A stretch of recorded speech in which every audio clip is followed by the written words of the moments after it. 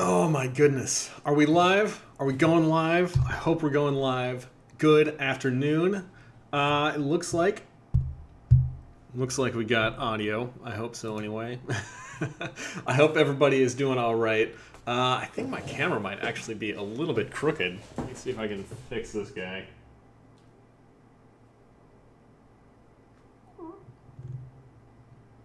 Is that a little bit better? I hope it's a little bit better. So I look a little bit less off kilter. Well, we are still locked down. I'm still eating random crazy stuff every day for lunch. Today, I got a couple of these packages of Nutter Butters, some of my favorite cookies on the freaking planet because peanut butter is awesome. All right, so folks know that I've been keeping fit, keeping active, even though we're all still locked down, still mostly relegated to just kind of like hanging out at home. But I have been getting out, trying to keep my running volume at least fairly high. Definitely not as high as it usually is.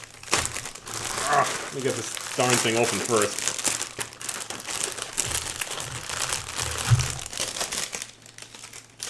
Just so my voice isn't competing with the crinkling wrappers and whatnot. So yeah, I mean, a couple of days ago I went for a run trying to do 400s at the track, and they weren't really great. So today, let me see if I can display this. This morning I made my way back to the track. I was feeling a lot better this morning. Went for 400s again. And today, you can see my times. Most people probably don't even remember what kind of times that I usually run. My times were a lot better this morning. I was sticking around the 121 to 123 range. I had a couple of slow ones in the latter section, but you get tired the longer you run. So obviously, I'm going to slow down a little bit. So, so I was pretty happy with that run. And I think the main reason, we're going to call this 8x400 awesome. We'll do that. Yeah, so I think the main reason that I like to do those 400s is to make sure that I am able to keep that top end speed. I know a lot of long distance runners mainly just like keep on going low and slow. And I gotta keep that blood sugar up also. Absolutely necessary.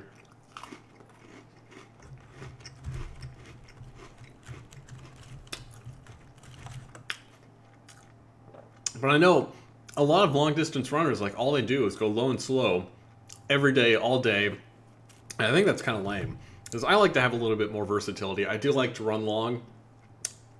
I do like marathons, that kind of thing.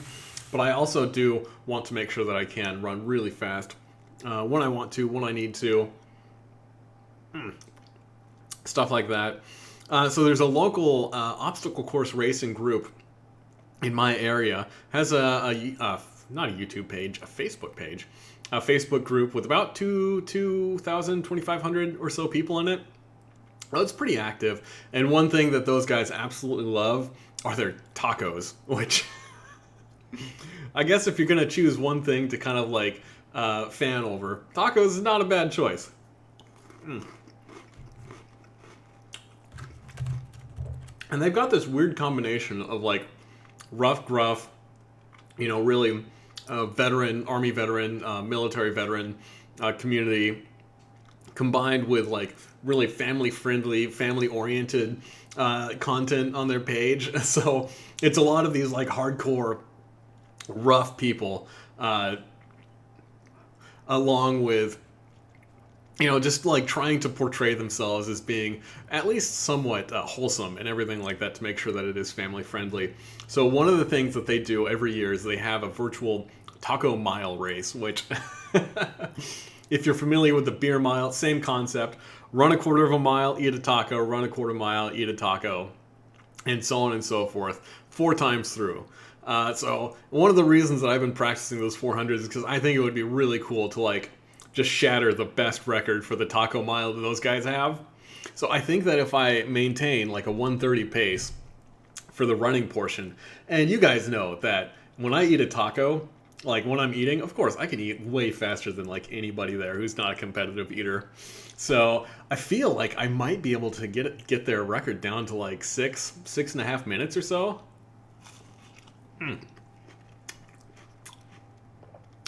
But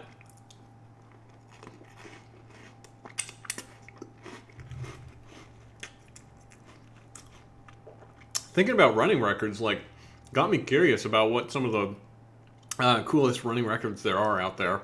I know the beer mile has been around for a long time, and it's interesting to see that, like, there's an actual organization that tracks all this stuff and tracks, like, beer mile official events, which is absolutely insane.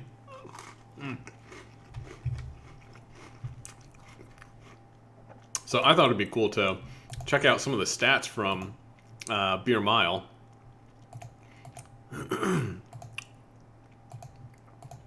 So we got this awesome website, cool repository, everything there is to know about the beer mile. You can check out, this is just like basically their leaderboard. Check out some of the most popular kinds of beers that people drink when they do the beer mile. And I had no idea that there was so many like rules and regulations around this thing. Like I figured it would just be kind of like, you know, just a bunch of people screwing around, goofing off, not really taking it that seriously.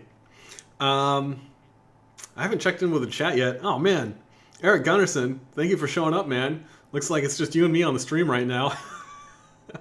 Hopefully some more folks will show up later in the stream. If not, that's cool. That's totally cool. I'm down with hanging out with you, Eric. Ooh, pardon me.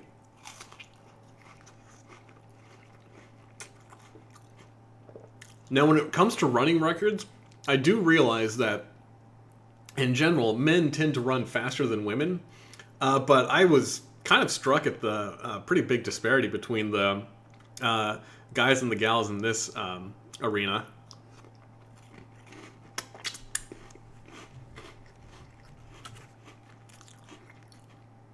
You know, the fastest woman, Erin O'Mara. See if I can find some more information about her. Done a couple of beer miles. Looks like she was mostly active in 2015 and 2016. Age 31 back then. And she wouldn't even made the top 20, it looks like. Fastest men doing the beer mile. And what I do find fascinating is this fella, Corey Bellamore. He has got so many incredible performances. I mean, look at this guy. He's been active for several years. I noticed from 2016 looks like it was his earliest year through 2019. I would not be surprised if this guy continued like setting records and just tamping that time down. And I mean,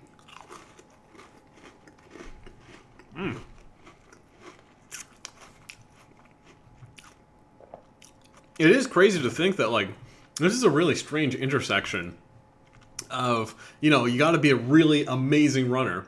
Like, it takes an amazing runner to run a 4:33 mile, just flat out.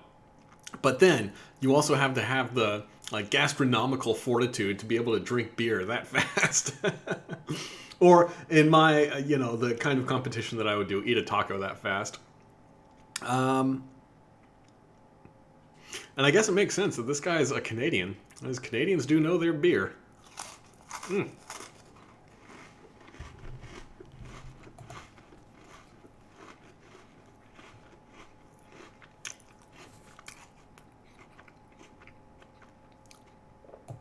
There's this great interview that I found on SportsIllustrated.com, SI.com, complete with plenty of sidebar advertisements, where this is the same guy, Corey Bellamore, talks about breaking the record again with 4:24. I noticed that it looked like that was an unofficial record, or an unofficial attempt, I should say. So 4:33, his previous best, is still like the official world record. And he talks about, some of what goes into a beer mile. And like I said, there are like, it's pretty incredible that there are so many rules and regulations around this. So it looks like for the beer mile, am I right in thinking that you start with drinking a beer? I believe so. Has to be 5.0 or higher alcohol concentration.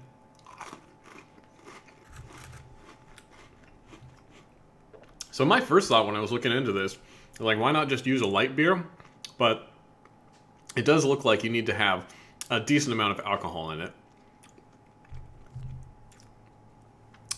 So yeah, you start with the beer and end with the running in this part, which sounds way more difficult to me, because like running a lap with 4 12-ounce cans of beer in your belly just sounds excruciating, just sounds horrible.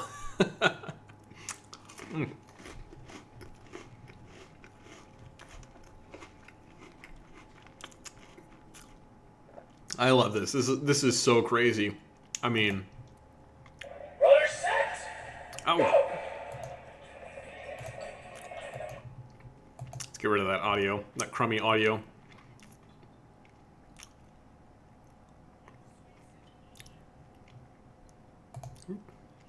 Oh my goodness. And people just blast around the track. And they're doing like 60, 65-second laps.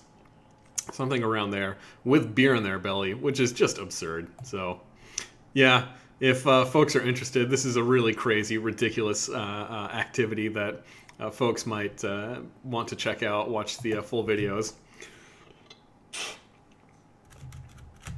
And everybody has their own custom beer. You see, they've got their like tables lined up where everybody grabs their own beer. It's just kind of a silly sport. I think it's a very silly aspect of sport, in my opinion. Let's see, what else is I going to talk about? Oh, Eric, you're asking about my nickname, The Rabbit. Yeah, that's a nickname that I got by being a pacer in a lot of races. So if you know, well, I don't know, most folks might know what a pacer is. I should say most runners probably would know what a pacer is, but it might not be a term that's too familiar for people who aren't big into running. It's basically like in any large organized races like marathons, stuff like that, where a lot of people are going to show up. A lot of times they'll have, I wouldn't say elite runners, but like more experienced runners who act as volunteers, who will carry a sign with them, who will run at predetermined intervals. Or I should say, like, their finish times will be at predetermined intervals.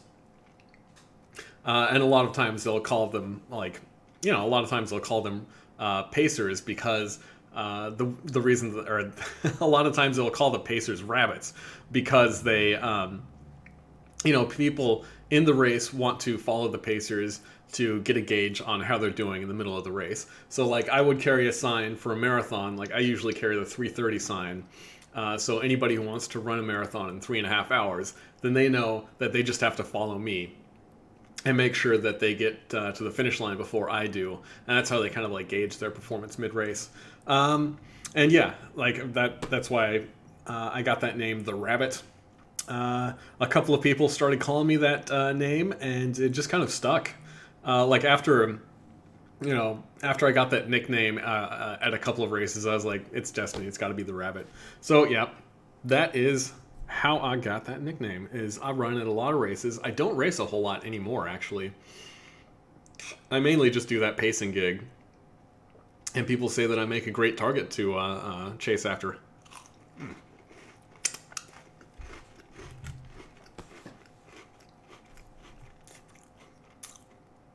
I probably could have told that story a little bit more coherently if I had like prepared it, but yeah. In case anyone's curious, that's how I got that nickname.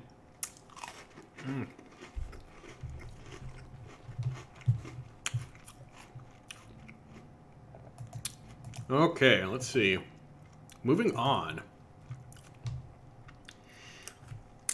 Now, like I said, most of the stuff that I really enjoy doing, like I'm when it comes down to it, I'm not actually that good at the shorter distances or the longer distances.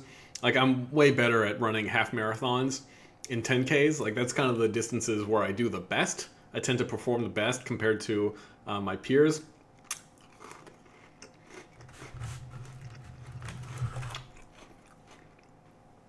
But I am mostly interested in running long. Like that's what I like to do. But some of these guys just take it to the extreme. So there's this crazy guy, Zach Bitter, who is a 100-mile ultramarathon runner. And he, like the kinds of feats that this guy, Zach Bitter, is able to do is just mind-blowing. I was looking up some stats on him. And last year, he broke the world record for running 100 miles in 11 hours and 19 minutes. And this was just flat, 100-mile distance. Zach Bitter mainly sticks to trails, and that's usually what people think of when they think of doing ultramarathons, is these like 100 or 200-mile trail races, stuff like that. But, you know, there's ultramarathons that happen on the roads and everything along those lines. So I thought this was pretty insane. I believe this happened last year, where Zach Bitter... This was, he ran 100 miles on a track. The thing about this record attempt is I believe it was a 24-hour attempt, so it wasn't like he ran 100 miles and then just stopped. Like, he ran 100 miles in a world record-breaking time, and then he continued running. Oh my gosh, I can't remember for sure, but I believe he ran like 160 miles or something in that 24-hour event. And this is a pretty crazy event where there are multiple events going on at one time. So you see people running for just 6 hours. Some people will run for 12 hours. And some people will run for multiple days. So it sounds like this is a 6-day event in the Dome. In the Dome, the Petite National Ice Center in Milwaukee. He averaged 6:48 pace, which is faster than running a sub 3-hour marathon. He ran the first 50 miles in 5 hours, 40 minutes, and 38 seconds. Before completing the next 50 miles, 2 minutes faster. Oh my goodness, almost even splits. That's pretty incredible. So that guy must have had he must have been dialed in. He must have been really locked down with his strategies that he was pulling out.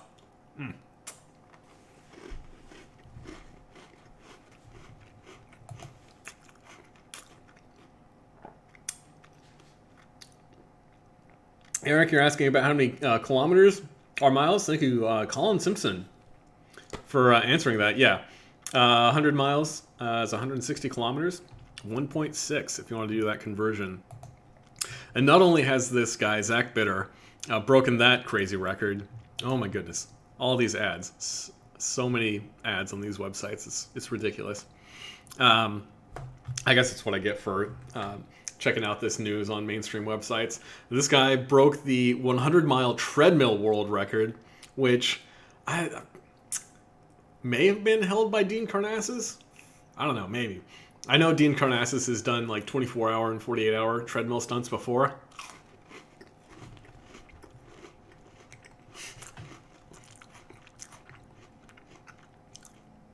I mean, spending 1 hour of running 10 miles on a treadmill is just so excruciating.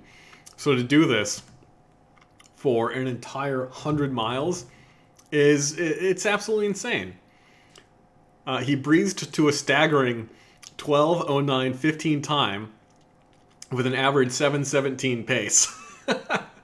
Oh yeah, just easy. Just reined it in. Didn't want to go too hard. Oh my goodness. Oh, this must have been recent too. So this smashes the previous record of 12:32 by Dave Proctor in 2019. The video, which posted to Bitler's YouTube channel, has received 15,600 views. The race was a bold attempt for Bitter, who usually trains throughout the valley's the valley's scenic trails and mountainous areas. He never ran over 30 miles on a treadmill before Saturday. Good grief! 30 miles on a treadmill is already just absolutely insane. I think the furthest I've ever done is 19 miles on a treadmill in one day, and that was Yeah, that was something I do not wish to repeat. He says he's had races that beat him up worse. The treadmill is definitely a psychological mental battle, said Bitter, who ran on the new Nordic track, blah, blah, blah. Give those guys a pump for whatever kind of treadmill they use.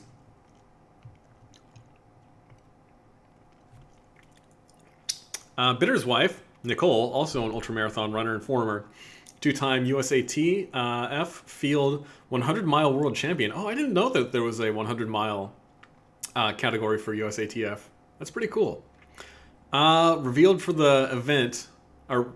during the event that he prepared earlier this week with her on an 800-meter run. An 800-meter run. Excellent. That's an excellent way to train for a 100-miler.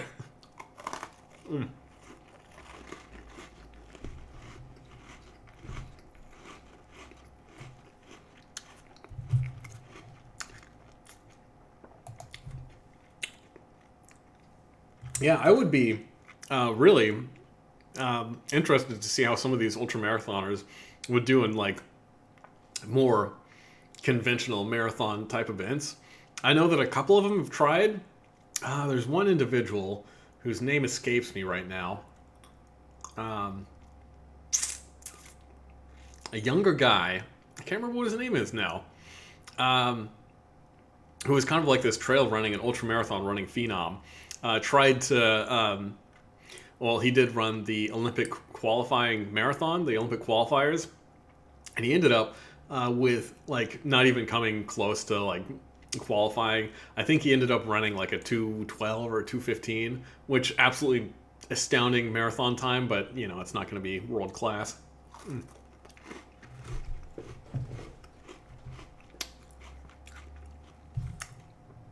But I am ultra impressed by all these guys who can just keep it up for that long.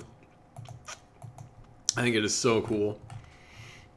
But, of course, I have been working on my mile time.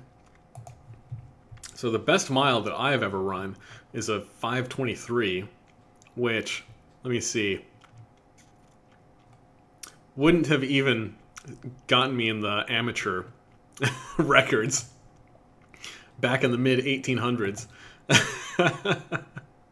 Oh my goodness. Some of these times are absolutely astounding. Oh, wait. Let's see.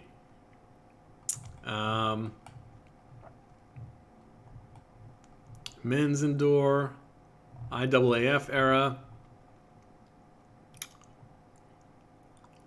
Here we go. Oh my goodness. If I was a woman, I would have held that mile record for sure.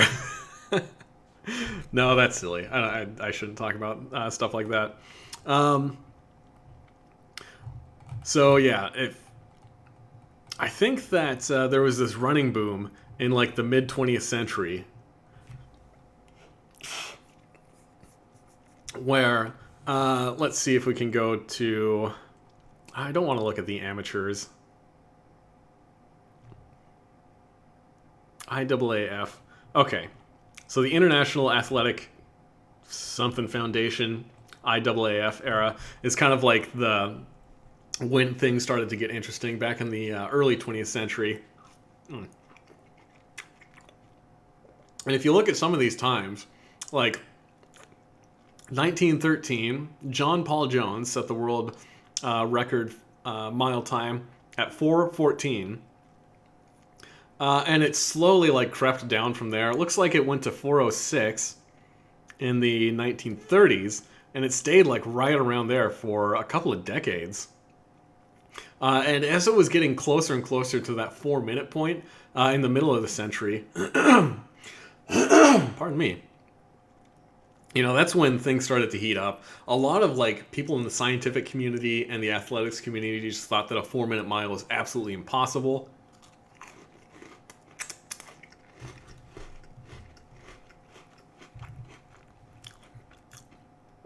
But this British guy in the UK, Roger Bannister, is this really interesting fella. Like, if you ever want to hear about somebody going through an incredible process of just getting better and improving themselves as time goes on, Roger Bannister and his attempts to break a 4-minute mile. It's a pretty incredible story. I believe that he ran like a 4:01 or a 4:02 in 1945, something like that. And then he tried to progress for 9 years before he was able to get that down to a sub 4-minute mile. And if you look at some of the pictures of him immediately afterwards, I mean, the guy just looks like, oh my goodness. I mean, he just looks like he's completely battered. Oh, Eric, you're asking about what the longest marathon I've ever accomplished. All marathons are 26.2 miles, man. That's the definition of a marathon. If you're asking about the longest race, there's a couple of answers for that. I have run a single ultra marathon that was 31 kilometers. No, 31 miles. Sorry about that. It was a 50-kilometer ultra marathon. But I've done a couple of triathlons, full-distance triathlons. Those are 140.6 miles. I have no idea what that is in kilometers. And those took me about 12 hours. I was finally able to break 12 hours in that on the third and probably the last one that I did. And the longest race all up that I've ever done, actually it wasn't a race, it was just an event. It was a cycling event, a double century, just over 200 miles of cycling in one day. Ah! Oh my goodness, cookie down.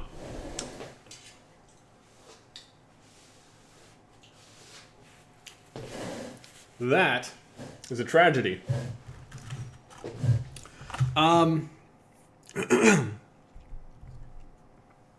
But yeah, I think it's pretty incredible how, despite... Oh, and once Roger Bannister ran a sub 4-minute mile, like, it seems like there was this psychological block that was all of a sudden people saw that it was possible, and then in the next year or two, like a dozen other people started running a 4-minute mile. So that's like an incredible bar where, you know, that is the absolute goal that so many people try to achieve in middle distance running.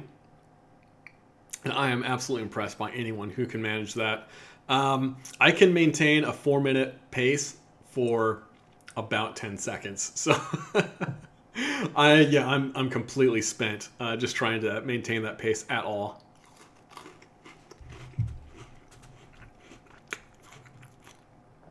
But nowadays, oh, and another interesting thing is if you look at all these records, we have, let's see, Sweden was holding it, a lot of folks from the UK, a couple of people from the United States, not too many, Australia, New Zealand, but no East Africans really to speak of until just recently.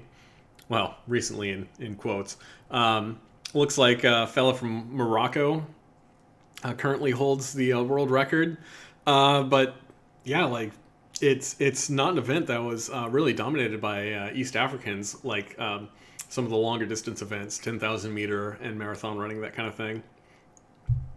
So I personally love the 1 mile events in like in the Olympics and in track and field meets, mainly because, like, you know, seeing Usain Bolt do his thing is pretty incredible, but like the starting gun goes off and the race is done. You know, there's nothing to it. It's like you just can't watch something like that, you know? It's kind of it's not super entertaining.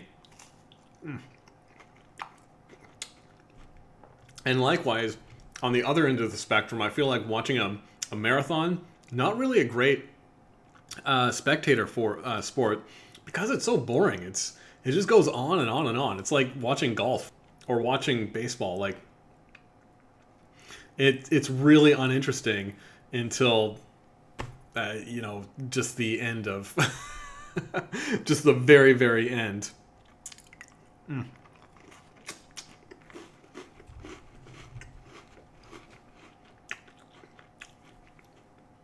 But the 1 mile race, you know, it's long enough that you can really get into it. 1 mile, I think 1 mile, 3K, and 5,000 meter races are all pretty great spectator sports because they are long enough that you can really, like, see a transition of the runners going through this, you know, starting out feeling good, and you can see them kind of deteriorate and see the pain and the effort that goes into continuing to run that way.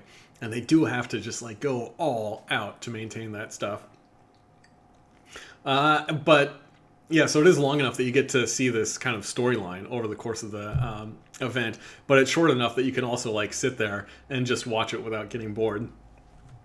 Eric Gunnarsson, you're asking about the Swedish runners. I don't recognize any of these names. It looks like it was going back and forth between two Swedish individuals, Gunder Haig, I have no idea how to pronounce that, and Arn Anderson. Arn, son of Anders. Yeah, I don't know much about the Swedes, the Nordic folks, so those are a couple of people that you might want to look up on your own. All right, guys, I appreciate anybody who decided to drop in. Thank you, Eric. Thank you for being a regular, man. Always good to see you. Anybody who watches this afterwards, thank you so much for clicking on that video. I'm going to be here every day until I'm no longer stuck at home, man. It's going to be crazy. Oh, my goodness. Let's see here. Colin Simpson. We got a couple of folks in the chat, but all I see is a single concurrent viewer. So I don't know. Maybe the YouTube stats are just trolling me right now. So obviously we have more than one person watching. Colin Simpson says Eliud Kipchoge is a total freak of nature. Ran a 2-hour marathon, averaging 4:35 a mile. Yeah, Eliud Kipchoge. I've mentioned that guy before. Total running phenom. He's pretty incredible, I gotta say. And the whole like Nike Breaking 2 effort, the whole team that they had was pretty incredible. Tuna Shogun. Oh yeah, make it to the end, per usual. Glad you showed up anyway, man. Always good to see you in the chat. But thank you guys for showing up. Thank you guys for hanging out. Thank you for, listening to me ramble about the subject that I'm really passionate about. I know it's probably not like everybody's favorite thing, just running. I don't like running. It's so boring. No, I like it. I enjoy it. I enjoy watching it. I think it's pretty incredible seeing some of those people push themselves to the absolute physical limit. Mainly because it's so simple and it's just like a pure test of fitness and physicality. Like, it's pretty incredible. All right, guys. So that's going to be it for me today. So until next time, peace out. And you guys take it easy. Stay safe. Stay healthy. All that good stuff.